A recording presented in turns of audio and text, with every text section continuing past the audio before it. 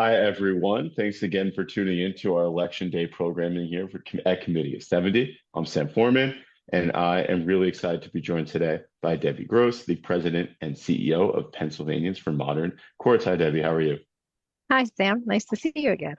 Nice to see you. I'm really glad that we get to spend this time together and discuss. So I already kind of interviewed, the most basic of your biography, but I now want to turn it over to you, and I'll let you introduce yourself to our viewers.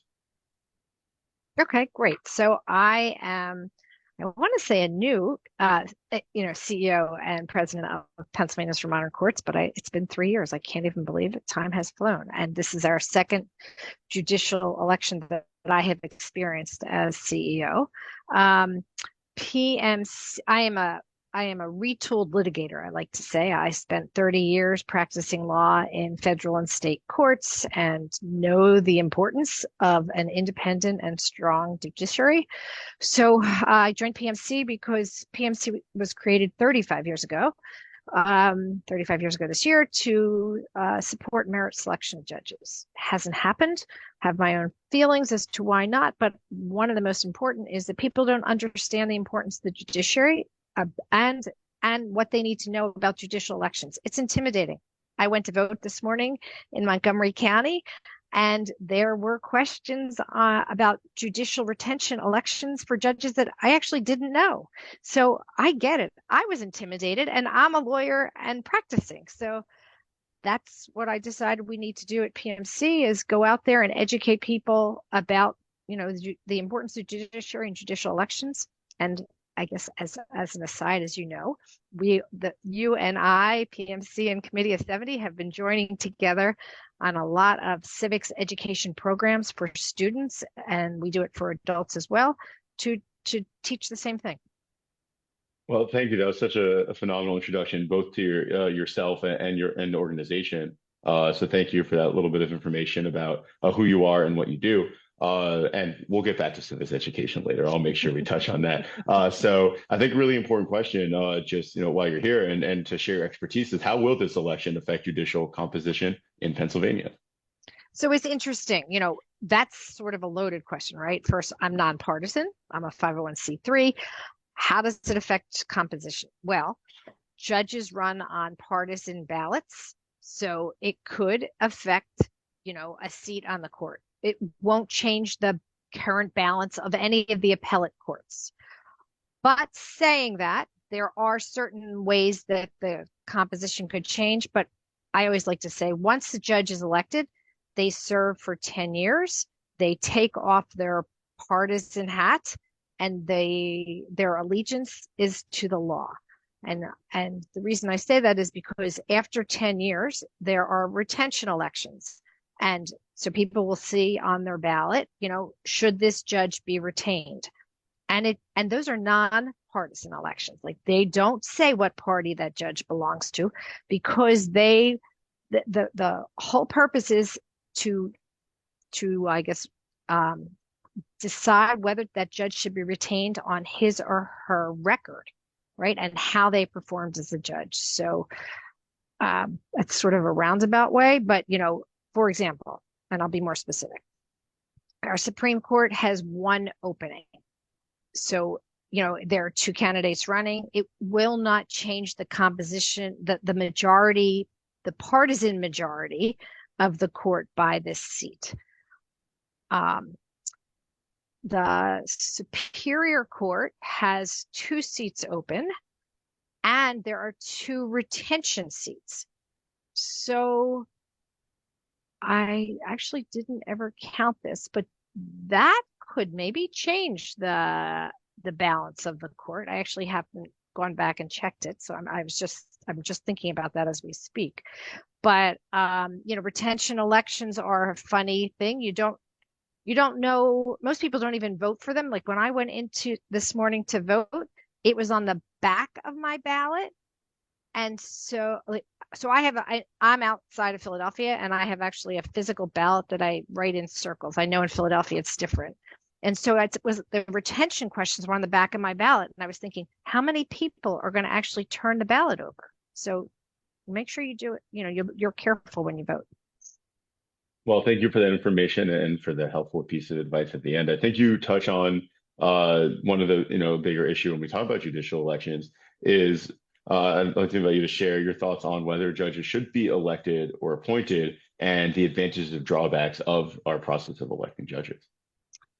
So, you know, we believe that judges should not be, appellate court judges should not be elected. Okay. I mean, there are many different levels of judges for election today. Okay. So our appellate courts are comprised of our Supreme, our Superior, and our Commonwealth. They represent the entire state. And so that's why we believe they should be, appointed or selected. They have to raise monies. And we just saw an article recently in the paper that showed that there's already been over $17 million raised for this one Supreme Court seat. And so it's a concern, right? Are you buying justice? Or are you going to get a fair shot at justice? So the concern is that fundraising has some dangerous implications and influences. Whereas if you select a judge, there's many different ways to select/appoint a judge.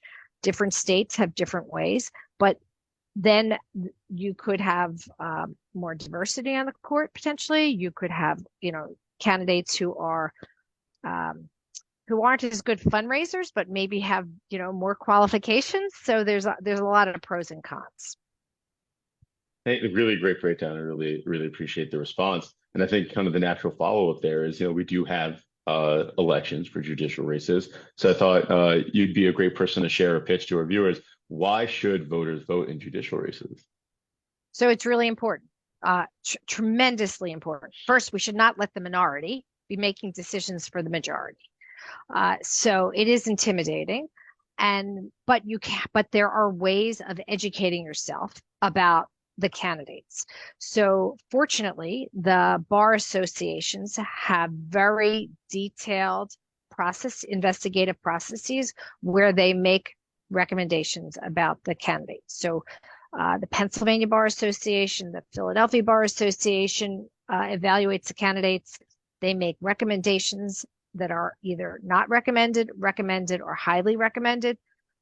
Interestingly enough, you don't see too many not recommended. So people say, isn't this, biased? And I say most who are not recommended actually drop out before they make the ballot.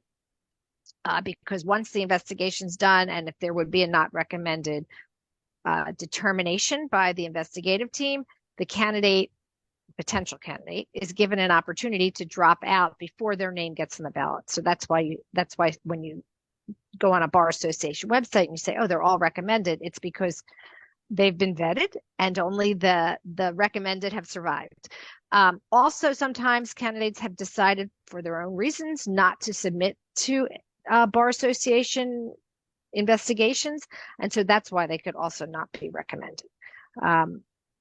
But there's a lot of time and effort that goes into these analyses or investigation teams. And so I always say people should go to the Philadelphia Bar Association website or the Pennsylvania Bar Association website, or if you're listening to this and you're from outside a different county, Allegheny, Montgomery, Chester, Delaware, each bar association has done their own homework.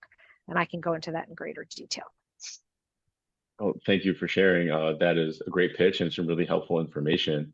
And I think maybe from this topic of electing judges just to the court system in general and why it's important to participate to transition here, what is the impact of our court system on the lives of Pennsylvanians? So, in Pennsylvania, our Supreme Court has handled cases that impact, abortion, gun rights, family law, custody, voting redistricting, a huge range. And while everybody knows or not everybody, but many people hear about the U.S. Supreme Court, the decisions from the U.S. Supreme Court don't actually have as great an impact on our lives as a decision from our Pennsylvania Supreme Court, or any of our appellate courts. So, for example, our Commonwealth Court this past year issued a decision that said the way we fund education in Pennsylvania is unconstitutional. That's major. I mean, it is huge. It's saying to our legislature and our governor, you need to change the way we fund education. And that decision was not appealed to our Supreme Court. So it is the law of the land. So our appellate courts really issue decisions that are impactful. Thank you so much for sharing on that. I think you mentioned earlier the importance of not allowing the minority to make decisions for the majority when it comes to the turnout in the elections. And I think an important question here is what can be done to increase public trust and confidence in the judiciary to boost that participation. Boy, is that a great question. So I think the confidence has to be in people participating in the judicial system and gaining trust in it. So there's many different ways, right? One is when you get called for jury duty, sit. You will have your participation in the success of our jury process and our legal system can't be underestimated. If you bring a case, you want a jury of your peers. So don't ignore that summons, but come and sit. So, to me, we taught a class, PMC taught a class in an alternative high school this year in September. The kids were, why should I sit on the jury? Why should I trust the judiciary? It's all rigged. And I say to them, it's not rigged. Judges adhere to the rule of law, not to a party. I take kids into courtrooms to see, hearings, to see trials, to see bail preliminary arraignments so that they understand that this process is really unique that we have and precious, and we shouldn't take it for granted. So what we can do to instill faith in the judiciary is for people to come into court, sit in court and observe. I believe that judges, love to have people in the courtroom. It also shows the judges that there are citizens that are still interested in our judiciary. We do PMC does a bail watch, does a preliminary arraignment watch, does an early bail review watch. But you can walk into any courtroom; they're all supposed to be open and go sit and observe.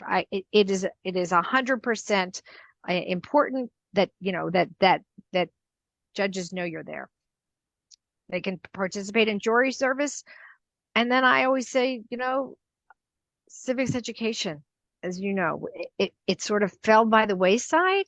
It's coming back. PA passed Act 35, but PMC brings a judge and a lawyer into a classroom. Most people have never met a judge or a lawyer. And so they only know what they see on TV, which, I'm a lawyer. I don't ever watch a TV show about lawyers. I cringe. They're humorous, but it's not real life. But but to meet a lawyer and a judge, and hear their stories, I think that also will help bring back some confidence in that institution. Well, thank you for sharing. That's really about your programs in education and also these things that everyone out there listening and watching can do, right away. So to close, you mentioned earlier that PMC is a member of the PA Civics Coalition, as is the Committee of 70. You do a lot of work with civic education. So you've shared a bit about what you do with civic education, but I'd love for you to expand a little bit on why civics education is important to your work in modernizing the courts of Pennsylvania. Because it's important to me, civics education is important for people having confidence in the judiciary and this third branch of government, right? People need to know that if they feel that if they haven't been treated fairly for some reason, they can resort to the court system and that they will be given an opportunity to be heard. And people can't take disputes into their own hands, right? That would mean we're a lawless society, but that's the purpose of our judiciary. It's to handle disputes, to have a rule of law, to create law and order. So it's really important, and there's been so many unfortunate situations that have that we have seen recently, that people that instill, I guess, a lack of confidence, that it's important for people to hear from judges, go into court, understand the importance of the judiciary. I mean, our Supreme Court recognized that the districting for voting was unfair and unconstitutional, and created a committee and had a report, a redistricting proposal submitted, and it was adopted. So, these things are really important for our everyday lives. No, thank you very much for sharing. And for anyone who wants to learn more about PA Civics and the PA Civics Coalition, you can visit our website at pacivics.org. So that's about all the time that we have today, Debbie. Thank you so much. Before I wrap things up with a few reminders, I want to cede the floor to you if there's anything that maybe you were hoping to bring up today that I didn't ask you about. I just want to say, people go out and vote. Like, this is an odd number year. Unfortunately, people don't go out and vote. We end up having 20% of our voters who are registered vote. That's embarrassing. That's a disgrace. If you are in a country that doesn't have the right to vote, they would, when I talk to people from other countries, they don't understand why we as Americans who have this opportunity, just don't take advantage of it and don't appreciate it. I've spoken at many naturalization ceremonies, and I was a former chancellor of the Philadelphia Bar Association, and the immigrants who are naturalized are so excited to participate in our democracy. We need to share that excitement. What a tremendous note to end on. Thank you again, just everyone out there. You're out there voting. If you need any support, you can visit 70.org for any assistance. Go to ballot.70.org. Use our phenomenal ballot tools and stay informed who you're voting for. Thank you again, Debbie, for taking the time. And everyone tune in to our upcoming sessions going on all day. Thank you for having me. I truly appreciate it. Thank you.